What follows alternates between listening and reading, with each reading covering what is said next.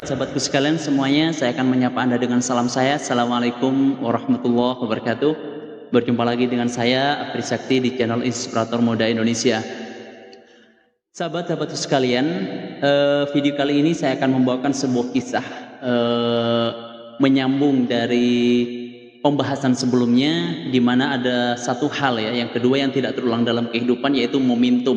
Di mana momentum itu tidak lain adalah posisi seseorang saat dia menjalankan kehidupan atau sedang mengejar sebuah mimpi dan prestasi. Sehingga ketika kita menyia-nyiakan momentum, apapun momentumnya, dan kita sia-siakan momentum itu, maka disitulah kita akan menyesal kemudian hari karena kita sudah menyia-nyiakan momentum. Baik, yang pertama ini kisah saya pribadi, di mana ketika saya masih kelas 11 di bangku Madrasah Aliyah Negeri Pamekasan, saya punya rekan namanya Johari, Muhammad Johari. Beliau ini sekarang menjadi dosen di salah satu universitas negeri yang ada di Madura.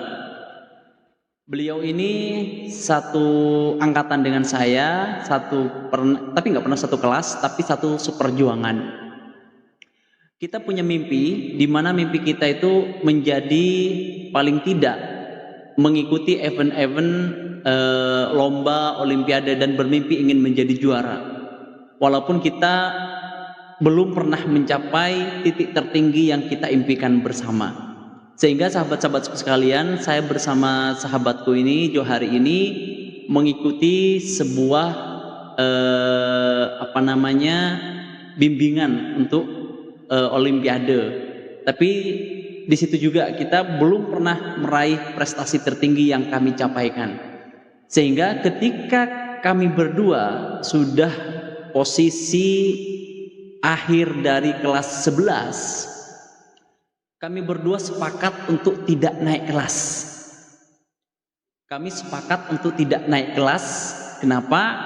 Karena saya pribadi itu merasa kehilangan momentum di kelas 11. Karena momentum terbaik di SMA itu tidak lain adalah di mana kita menduduki bangku kelas 11. Dan ketika sudah mau menaiki kelas 12, saya menyadari betul saya kehilangan momentum terbaik, walaupun saya sudah berusaha semaksimal mungkin, sehingga saya menginginkan momentum itu kembali. Sehingga saya bersama rekan saya itu, Muhammad Johari, sepakat untuk tidak naik kelas. Jadi saya sudah membuat sebuah perencanaan. Saya nggak tahu rencananya Johari, saya tidak tahu, tapi saya sudah membuat perencanaan gimana caranya saya tidak naik kelas. Walaupun dari segi ranking kami berdua itu tidak pernah lepas dari 3 besar. Tapi karena kami tidak mau kehilangan momentum kelas 11, maka waktu itu kami sepakat untuk tidak naik kelas. Gimana caranya supaya kita tidak dinaikkan kelas. Namun sahabat-sahabatku sekalian, kembali lagi, momentum tidak akan pernah kembali untuk yang kedua kalinya. Apapun yang akan kita lakukan, kita tidak akan pernah bisa mengulang momentum yang pernah kita dapatkan di waktu yang tidak bersamaan. Singkat cerita sahabat-sahabatku sekalian, skenario saya didapati oleh wali kelas saya. Entah siapa yang melaporin, saya tidak tahu, dan saya berterima kasih banyak pada yang ngelaporin karena saya tidak jadi melakukan skenario itu. Akhirnya saya dipanggil oleh wali kelas saya. Disitulah saya diberikan motivasi. Saya bilangnya tidak menceramahi saya, tapi saya diberikan motivasi yang sangat berharga, di mana wali kelas saya dulu itu sering berkata seperti ini, dan saya selalu jadikan materi di saat saya menyampaikan seminar-seminar motivasi, di mana beliau mengatakan seperti ini, "Afri, ingat, setiap orang ada masanya dan setiap masa ada orangnya. Kamu sudah bukan waktunya lagi di kelas 11. Masih banyak kesempatan-kesempatan yang bisa kamu raih di luar sana, bukan hanya saat kamu di bangku kelas 11. Justru ketika kamu sengaja tidak menaikkan dirimu ke kelas 12, kamu tidak punya kesempatan untuk masuk jalur undangan. Jalur PMDK dulu namanya, sekarang disebut dengan jalur SNMPTN dan berubah lagi menjalur seleksi nasional berdasarkan prestasi. Jadi kalau saya dulu tidak menaikkan saya ke kelas 12, maka memang saya tidak kehilangan momentum kelas 11, tapi saya membuang momentum yang akan datang, di mana kesempatan yang akan datang tidak akan pernah terjadi kepada saya, di mana saya bisa mengajukan diri saya di program SNMPTN.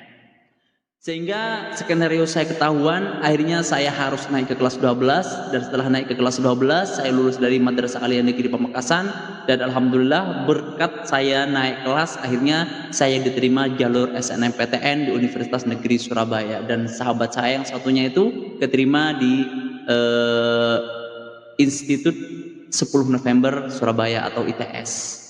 Jadi sahabat-sahabat sekalian, dari kisah ini saya mencoba mengembalikan momentum, di mana momentum saat kelas 11, namun bagaimanapun caranya tetap tidak akan pernah bisa terulang kembali. Walaupun saya misalkan bisa mengulang momentum itu, saya akan membuang kesempatan momentum yang lain hanya untuk mempertimbangkan momentum yang sudah saya lalui bersama.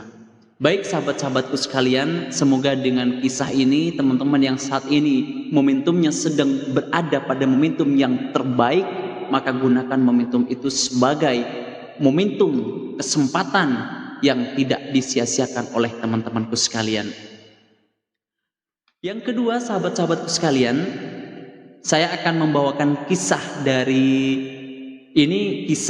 teman saya, ya, teman-temannya saya, di mana kisah ini berkaitan dengan sebuah perasaan. Yang kedua ini berkaitan dengan sebuah perasaan.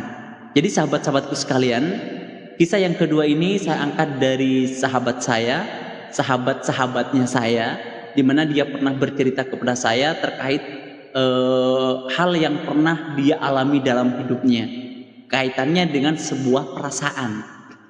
Ketika dia duduk di bangku SMA, dia mengikuti sebuah bimbingan belajar.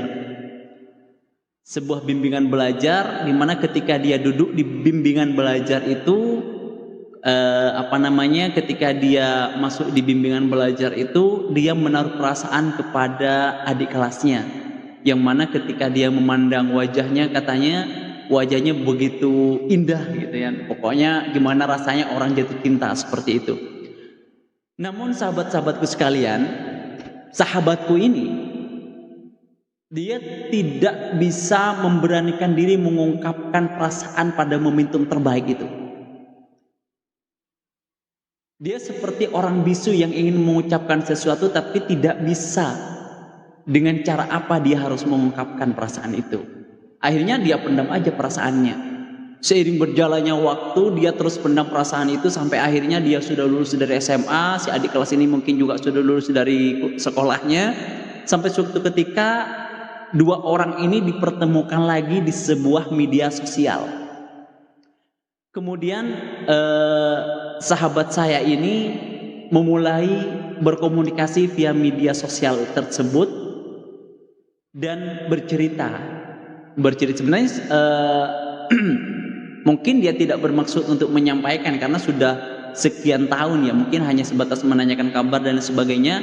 Terus dia mengungkapkan, ya, dia berani karena niatnya cuma bercerita.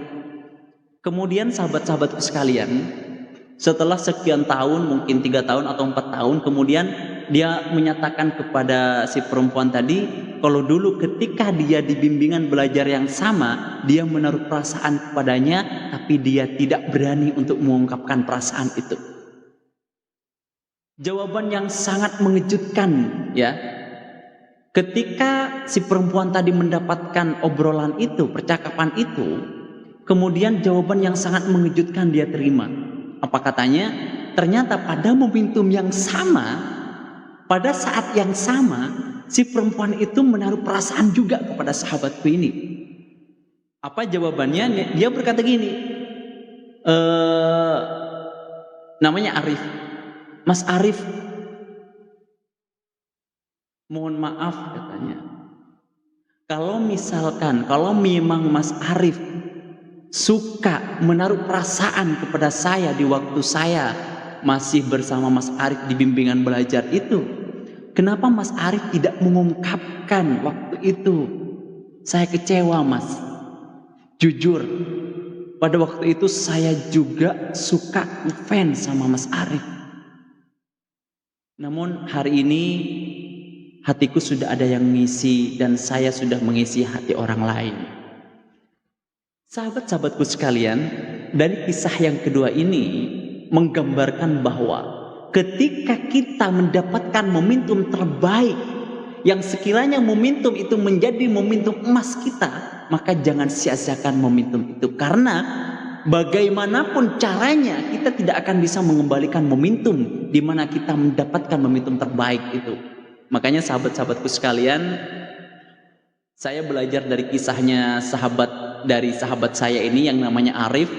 Ketika saya ada waktu itu semester 7, saya ada waktu ke Makassar.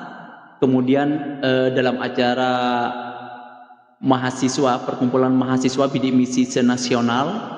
Kemudian di situ saya melihat seseorang yang begitu indah, begitu saya memandang wajahnya, bergetarlah hati saya.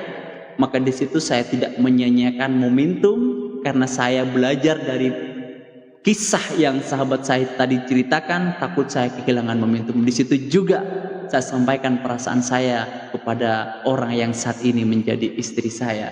Oleh karena itu sahabat-sahabatku sekalian, ketika kalian mendapati momentum, apapun momentum itu, jangan sampai kalian menyia-nyiakan momentum itu, karena sekali kalian menyia-nyiakan momentum itu, selamanya kalian akan menyesal karena telah menyia-nyiakan momentum kalian itu sendiri. Dan penyesalan tidak ada gunanya, karena penyesalan seperti apapun yang kalian sesalkan tidak akan pernah mengembalikan momentum yang telah kalian lewatkan. Oleh karena itu sahabat-sahabatku sekalian yang saat ini duduk di bangku SMA, gunakanlah momentum siswa kalian untuk menjadi siswa yang berprestasi sebaik mungkin, sebanyak mungkin, setinggi mungkin.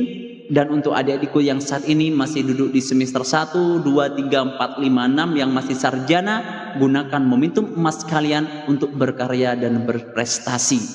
Baik, itu sahabat-sahabatku sekalian, mungkin itu aja video kali ini.